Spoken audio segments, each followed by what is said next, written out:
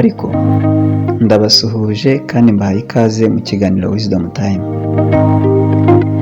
Igihe mugiye kubana nitwa Nsengermi David, akaba ari naryo zina rya channel unkurikiye muri uyu mwanya. Rero nguhaye ikaze. Umunyarwanda yarihoreye maze agira ati utamenye iyo ava ntiyamenya iyo ajya. Akaba ariyo mpamvu muri uyu mwanya njye nawe twiyemeje gupfunyurura amabanga yo mu kabwibwi k'ibihe ngo hato viziyo dutumbiriye twese tutazabumvisha amatwi gusa tutabashije kuyigeramo. Muri iki kiganiro rero naguteguriye ibikoresho byo mu rugo byo mu Rwanda rwo hambere. Icyo usabwa ni uko kitari bwumve muri iki kiganiro ariko ukizi uza kukinyandikira muri comment kugira ngo twese turusheho kungurana ubumenyi. Twagiye. Let's go. Ku mwanya wa mbere rero kuri uru rutonde rw'ibikoresho abakurambere bacu bifashishaga mu rugo mu Rwanda rwo hambere turahasanga ikirago.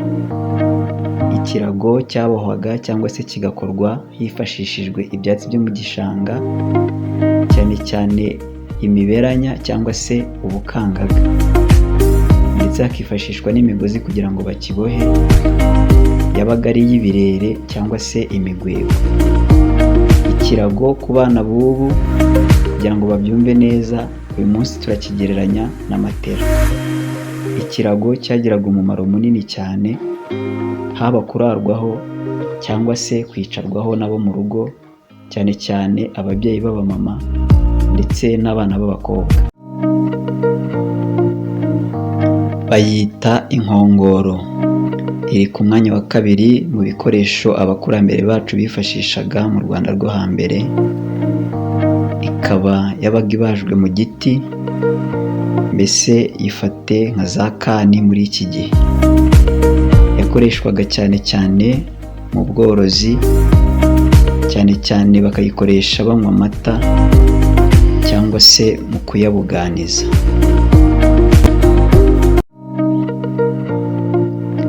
Kuri uru rutonde kandi ku mwanya wa gatatu turahasanga igikoresho cyihariye aricyo bita igisabo.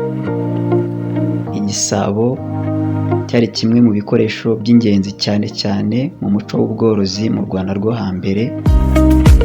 Cyari igikoresho cyifashishwa mu gutunganya amata kugira ngo avanwemo amavuta. Icyo ukwiriye kumenya hano ni uko igisabo cyakorwaga mu buryo bubiri. Habaga igisabo cy'ibumba ndetse akaba n'igisabo cy'igicuma. Imbehe iri ku mwanya wa kane, nayo ikaba igikoresho cyifashishwaga mu gikoni nk'isahani uyu munsi. Cyabaga kibajwe mu giti cy'umuvumu cyangwa se umunyinya. Nk'uko byumva yifashishwaga kwaruriraho ibyo kurya kugira ngo abantu bafungure.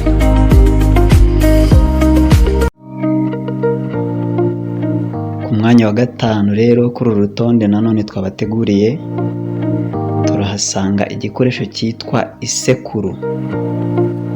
Iki cyari igikoresho gikomeye kandi cy'ingenzi. Kikaba kinini, cyabaga kibaje mu giti gicukuyemo hagati. Umumaro w'isekuru wari uwo gusekura cyangwa se kujanjagura ibinyampeke bikomeye, harimo nk'ibigori n'ibindi bijyana nabyo, bigakorwamo ifu. Mu gusekura hifashishwaga umuhini cyangwa se uwo benshi bazi nk'umusekuzo. Ku mwanya wa gatandatu rero turahasanga igikoresho cy'ingenzi kandi gikomeye, abenshi mugiye kumva mukumva aricyo cyari gikwiriye kubanza, ariko ntacyo bitwaye kubera ko uru rutonde tutarukoze dukurikije umumaro wabyo w'ibanze. Ni nayo mpamvu ku mwanya wa 6 turahasanga igikoresho cyitwa inkono. Inkono ni igikoresho cyakorwaga mu ibumba, akamaro kacyo akaba ari ako guteka ibyo kurya. Uyu munsi inkono twayigereranya n'isafuriya twifashisha duteka amafunguro yacu ya buri munsi. Ku mwanya wa 7 muhaguruke twakire igikoresho karabutaka, igikoresho karundura, igikoresho cyari inkingi mwikorezi ku buzima bw'abanyarwanda bo hambere. Icyo gikoresho nta kindi nicyo bitaga urusyo.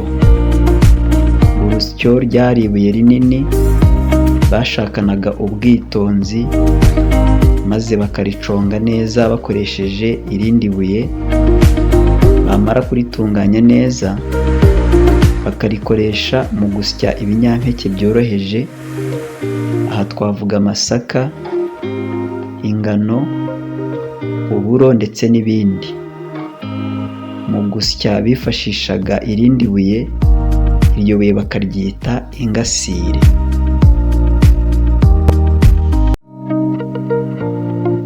Nk'uko mumaze kubyumva rero, ibi ni bimwe mu bikoresho byifashishwaga mu Rwanda rwo hambere. Ntabwo twabivuze byose kubera ko ari byinshi, ni nayo mpamvu dutangira iki kiganiro twababwiye ko icyo urumva tutavuze muri iki kiganiro wacyandika muri komenti kugira ngo ugisangize abadukurikiye. Ndagushimiye rero ko wanije igihe cyawe ukantega amatwi. Ikiganiro cyacu tugisubikiye ahangaha, naho ubutaha.